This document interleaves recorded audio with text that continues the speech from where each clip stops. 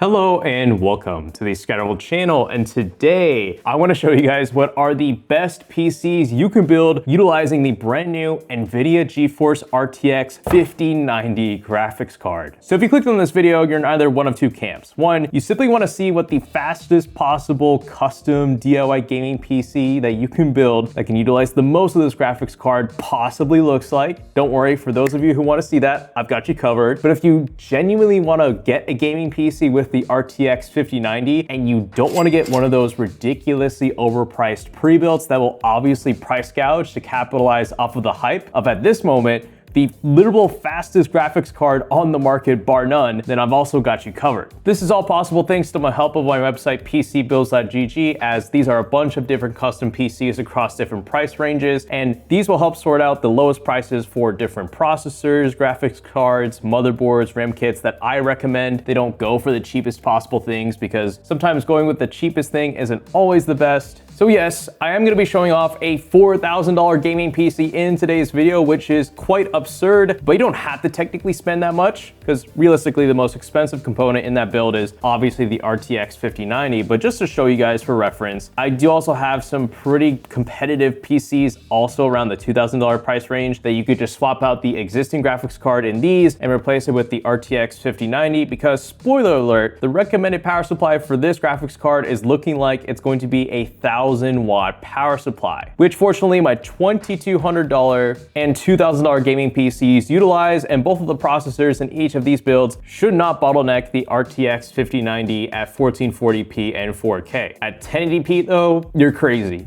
You're crazy if you're gonna use this for 1080p. So in this video, I'm gonna be covering the most ideal CPU, the most ideal motherboard, the most ideal RAM kit, all the way up to the case for the RTX 5090, again, if you wanna make the most out of it. So without further ado, if you want to check out this website, pcbuilds.gg, and all of the other PC builds I've got on it that of course cost way less than an RTX 5090, I've got that in the description. But without further ado, if you want to make the most out of your RTX 5090, you're going to need the best and fastest gaming CPU on the market. Right now, that is the Ryzen 7 9800X 3D. This is the fastest. It could be changed if the 9950X 3D proves to be faster, but in essence, you want a Ryzen CPU that is X3D, so something with 3D V-cache. And what you'll find in a lot of these 3D V-cache CPUs is, as the name suggests, they include a buttload of L3 cache. In the case of the 9800X 3D here, it's got 96 megabytes of L3 cache, which is substantially more than, say, the 7700X that I was just looking at not too long ago. To ensure you don't get CPU bound whatsoever with the RTX 5090, depending on the game you're playing, you're gonna have to go with this CPU. There are no other choices. Not even Intel comes close right now. You have to get an AMD CPU that has X3D at the end of it. And more specifically, for the fastest, the 9800X 3D, like what I have here. Then for the motherboard, technically you don't need a specific motherboard right now, but regardless, it'd be nice to get a motherboard with a PCIe Gen 5.0 Express slot on it. But more importantly, I think we're gonna want a motherboard that has one specific thing that I'm looking for, and that is one with a PCI latch button here at the very far right of the motherboard, because although the Founders Edition here for the 5090 is actually impressively slim and is only a 2-slot graphics card, all of the other aftermarket 5090 cards that I looked at previously are huge, they're bulky, and in a gaming PC like this, you probably want just an easy button you can press at the top right of your motherboard just to easily remove and replace that graphics card if you ever need to provide any maintenance to it. So we want to get an X870 motherboard that has one of these PCI latch that can easily release the RTX 5090 if you ever need to get a hold of it. Then for the RAM, this was actually a little bit tricky because with X870 motherboards, you can utilize faster RAM kits on them up to 8,000 megahertz, but according to some of the latest benchmarks for the 9800X 3D, going faster isn't necessarily going to result in more frames per second. Actually, going with a RAM kit with a lower latency is going to give you more frames per second than one with just a really high megahertz clock speed. So for this, I've chosen 6400 megahertz at cast latency 30. That is pretty aggressive for low latency, but if you wanted something a little bit safer, you could get a RAM kit like what I have here in this gaming PC that is clocked at 6000 megahertz with a cast latency of 28. Those have been found to be the best for a 9800X 3D for getting the most frames per second, and I think that's a little bit better as well than getting one of those very high 8000 megahertz RAM kits that could just be too much much for this kind of a gaming PC and could result in instability issues. Then for the storage, I mean, bro, whatever PCI M.2 SSD you choose is not going to affect the actual frame rate of your gaming experience with the RTX 5090. But if you got RTX 5090 money, I assume you've got RTX 5090 money. So let's go ahead and check out a 4TB PCIe Gen 5.0 SSD from Team Group that has read and write speeds above 12,000 megabytes per second, because why not? Now, of course, you could get something a lot more sensible and realistic, like a 2TB PCIe Gen 4.0 drive for maybe only about 120 bucks. But again, if you have RTX 5090 money, then let's go all out. What do I have here for the case? Well, for the RTX 5090, if you want technically and categorically the best gaming PC possible, then we have to go with the best PC case available on the market. And that is going to have to be the Antex Flux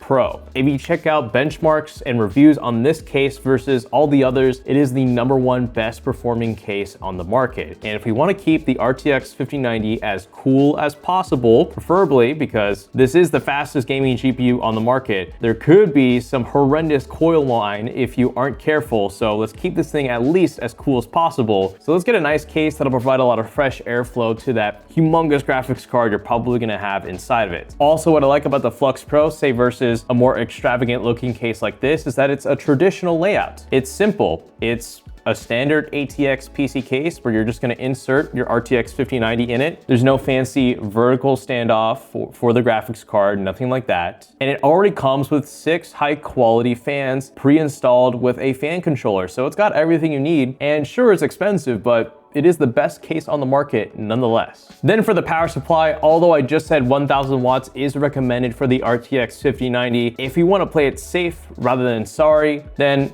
I'm gonna say it, I think you've got to go for 1200 watts, which this Thermaltake Tough Power GF3 will certainly suffice. If you actually check out the RTX 5090 inside the box, it comes with an adapter where you can plug in 4 8-pin PCIe power cables into this adapter for the RTX 5090. But if you get a power supply like this that supports Gen 5, then it comes with its own 12-volt power cable that you can plug directly into the RTX 5090 and not have to mess with a bunch of individual cables for this graphics card. Now, in regards to the CPU cooler, it really doesn't matter, but I mean, if we're going with the Antex Flux Pro, then it is worth mentioning that you can fit a 420mm radiator on the top for our CPU. And if we just simply want the best PC possible, then we're gonna want a 420mm radiator with 3 140mm fans. Sure, it's in all black, there's no RGB, but the Flux Pro doesn't have any RGB fans inside of it, and that's why it's actually one of the best performing cases, because those regular case fans that don't have any RGB lighting inside of it actually perform slightly better or slightly worse than non-RGB fans. So going plain here technically will result in slightly better temperatures actually. Now the last thing for this video, and I know this isn't technically included in the price of the PC build, but I gotta mention it nonetheless, is the monitor. And I'm just gonna let you know up front, I'm pretty sure this graphics card is only reserved for 4K gaming. If you get this thing for 1440p, you've actually wasted money. And if you get this for 1080p gaming, I don't know, you need to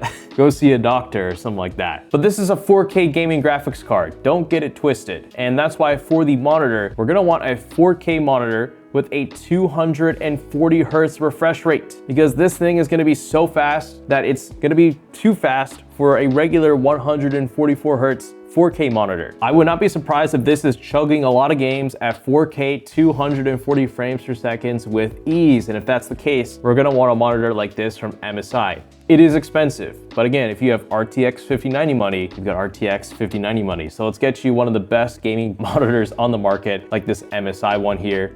And again, just look for it to be 4K, 240 hertz, and OLED on top of it, and that'll be pretty much it. So all in all, this is a $4,000 gaming PC. You could definitely go cheaper than this. Again, you can look at my $2,200 or $2,000 gaming PC builds, stuff a 5090 in them, and that'll make them more like $3,000 and $3,500. But this is not a cheap graphics card by any means. It's $2,000, and that's before markups, and that's before scalpers. So it is seriously the best of the best. For an enthusiast, it is an absolute dream. And for gamers, even more. The only issue is see if you can get your hands on it. Probably the only bad thing about this graphics card is availability. But that's because it's the best. So again, if you want to check out my website, pcbuilds.gg, as well as this ridiculous $4,000 gaming PC build, I've got it linked in the description below. And if you enjoyed this video, give it a like. And if you enjoy PC building content, then do subscribe to the Scattervault channel. So with all that said, thank you so much for watching. And this is the Scattervault channel signing out.